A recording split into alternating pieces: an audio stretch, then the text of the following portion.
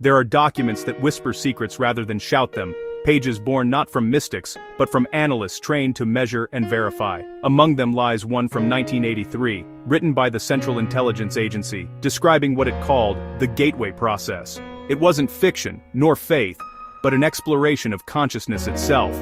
What they found, or perhaps what they dared to suggest, was that reality might not be solid at all, that the body we inhabit is only one layer of perception within a vast field of energy, and that what we call the soul might be the true observer behind every lifetime. Imagine scientists, not monks, mapping the invisible. Imagine minds built for logic confronting eternity. In those pages, consciousness was described as a vibrational pattern, a self-organizing frequency within an infinite holographic field.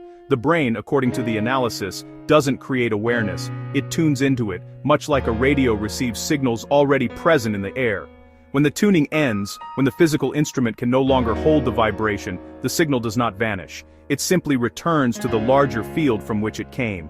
This vision blurs the line between science and spirituality. It suggests that death is not destruction, but transition, a re-expansion of awareness once confined by flesh and bone. The soul, then, is not a ghost within the body, but the ocean pretending to be a wave.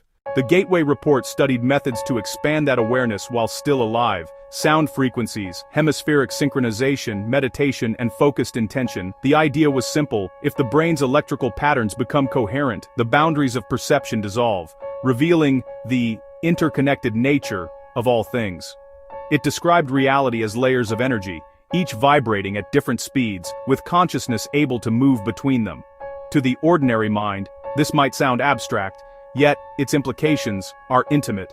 If consciousness can move beyond the body while alive, then death may only be the full release of that movement, the soul remembering its true amplitude. Many people have felt glimpses of this larger self during deep meditation, near-death experiences, or even moments of profound love where time seems to disappear. They describe leaving the body yet feeling more alive than ever, enveloped by a light that communicates without words. What the CIA analysis offered was not proof of heaven, but a framework to understand such phenomena through the language of energy and physics.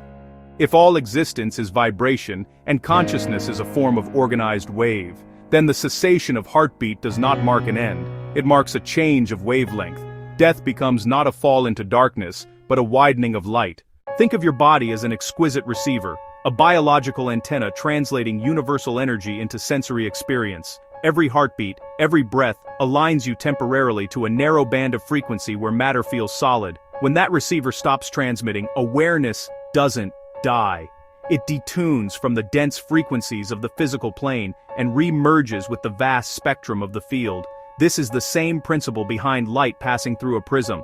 The prism doesn't create light, it divides it. The body, too, refracts consciousness into a single color of experience called you. Death, then, is simply the prism shattering, allowing the full spectrum to shine again. Yet understanding this intellectually is not enough. The real transformation comes when you begin to feel that continuity in everyday life, when fear of loss softens, when presence deepens, and when you start to see others not as strangers, but as fragments of the same infinite awareness, looking back at you.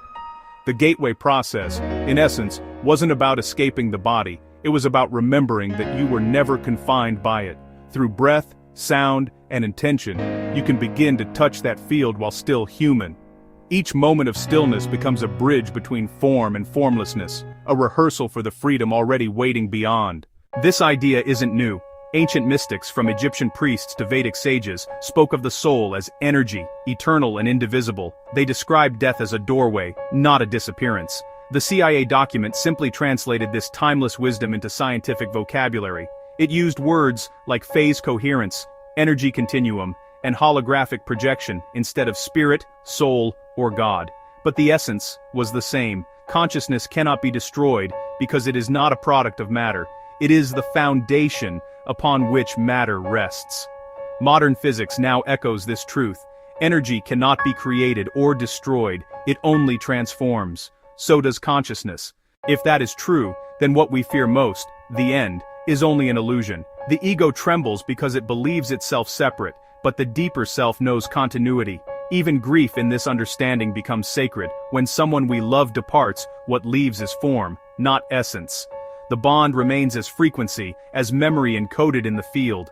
You can still feel them, not because you imagine it, but because connection never ends where energy never stops. The heart, in its silence, becomes an antenna tuned to that invisible presence. It doesn't need faith to feel this. It needs stillness, courage, and the willingness to listen beyond sound.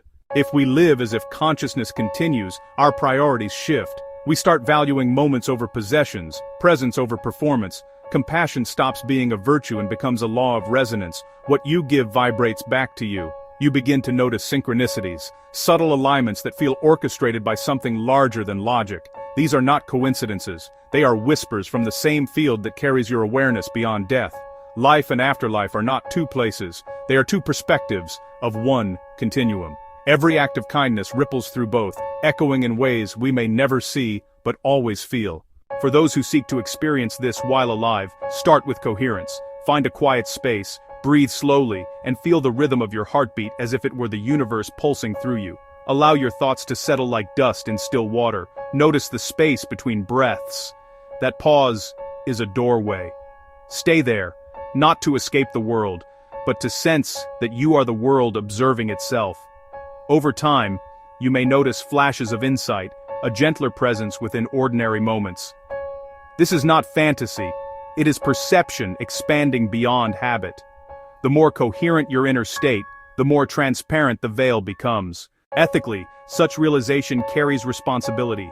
If awareness continues beyond death, then every thought and action becomes a creative force in the larger field. Your emotions sculpt the frequencies you inhabit. Love, patience, forgiveness. They are not moral niceties but energetic harmonies that attune you to higher levels of consciousness. Likewise, cruelty, resentment, or greed anchor you to denser vibrations, narrowing perception. Understanding this invites maturity. Life ceases to be a random struggle for survival and becomes an apprenticeship in energy mastery, learning to emit coherence in a world often driven by chaos.